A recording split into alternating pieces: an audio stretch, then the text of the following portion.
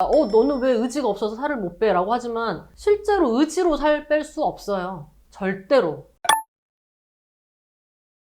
안녕하세요. 20년째 당신의 아름다움, 자연스러운 건강함을 책임지고 있는 김희경 원장입니다.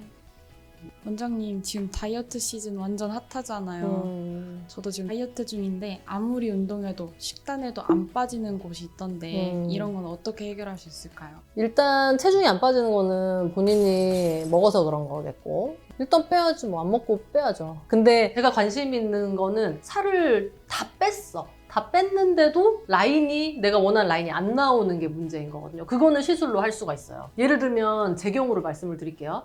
제가 이제 가장 저는 불만스러운 부분이 제 팔인데 제 팔에 있는 지방도 주사를 맞아가지고 다 뺐어요. 그래서 이렇게 잡아보면은 살이 별로 안 잡혀. 그런데도 불구하고 차렷하고 서면은 여기가 되게 둥실해 보이는 거예요. 그래서 그 뒤로는 뭘 했냐? 삼두 근육 보톡스를 맞았어요. 그래서 되게 많이 줄었어.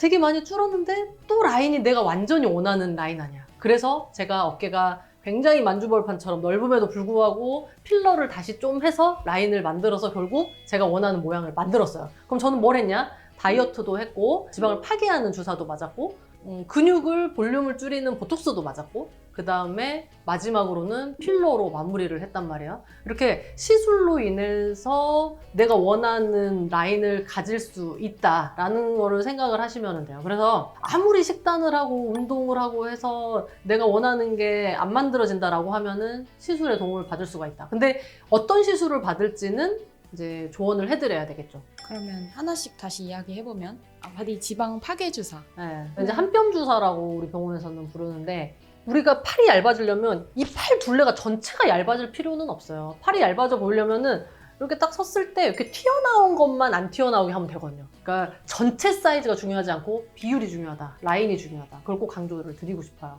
그럼 이 지방 파괴 주사, 그 한뼘 주사는 시술했을 때 언제 효과가 나와요? 한 2주 정도 지나야 돼요. 2주 지나면 이렇게 딱 그 지방을 집어봤을 때 좀 얇아졌네? 가 느껴지거든요.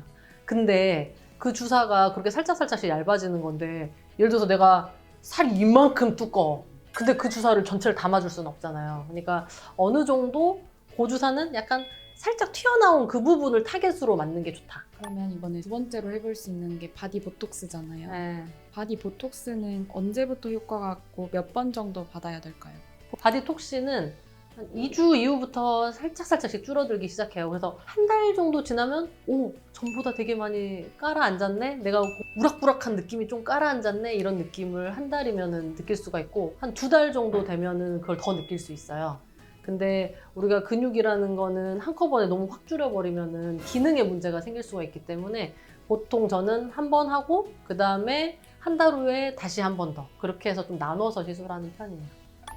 그럼 마지막으로 원장님이 도움을 받으셨다는 어깨 필러 있잖아요. 그거는 뭐 효과라든지 시술 주기는 어떻게 될까요? 어깨 필러는 두 가지가 있어요. 저처럼 팔이 너무 건장해 보여서 좀 팔이 엣지 있게 떨어졌으면 좋겠다 하는 사람이 받는 경우 어깨가 좀 좁아 보여서 어깨가 좁으면 얼굴이 좀 커 보이잖아요. 그리고 좀 비율이 좀 안 살아요. 그래서 어깨를 좀 넓히고 싶은 경우가 있어요.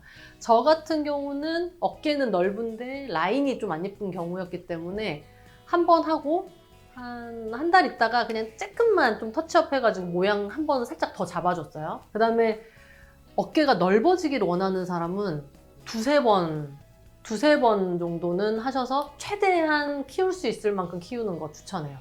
최대한 클수록 좋아요. 어깨가 좁으신 분들은. 저희 여름에 이제 옷 막 벗고 이제 그럴 때인데 다이어트 하고 나면 같이 받을 시술들 있을까요? 이제 노출이 많아지다 보면은 피부도 조금 보이잖아요. 그래서 뭐 겨드랑이 같은데 고운빛 주사라든지 그 다음에 종아리 뒤에 튼살이 되게 보기가 좀 싫거든요. 그래서 튼살 치료 같은 것도 받으시면 좋을 것 같아요. 요새는 옛날처럼 그렇게 회복 기간이 길지가 않거든요. 한 2, 3일 정도 살짝 붉고 뭐 노출해도 잘 보이지가 않으니까 튼살 치료도 같이 하시면 좋을 것 같아요. 그러면 저희 슬리밍 시술 하는데 주의사항 혹시 있을까요? 살을 쪘다 뺐다 하지 마라.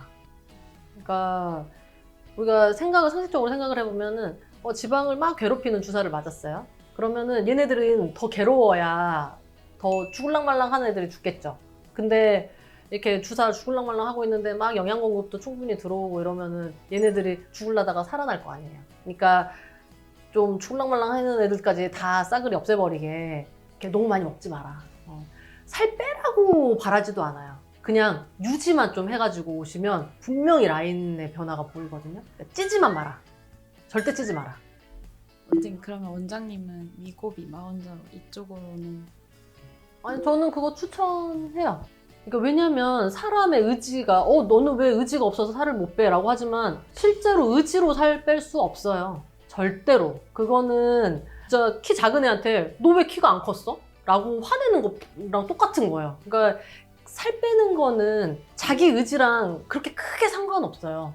그러니까 이거는 치료해야 될 거고 약이 필요한 거고. 그래서 위고비 마원자로는 원래 또 비만 치료제였잖아요. 그냥 평생 맞는다고 생각을 하시면 좋지 않을까 싶어요. 물론 좀 뺄 때는 좀 이렇게 자주 맞고 용량도 많이 맞지만 유지할 때는 용량 줄이고 좀 텀을 길게 해서 계속 유지하는 걸 저는 추천해요.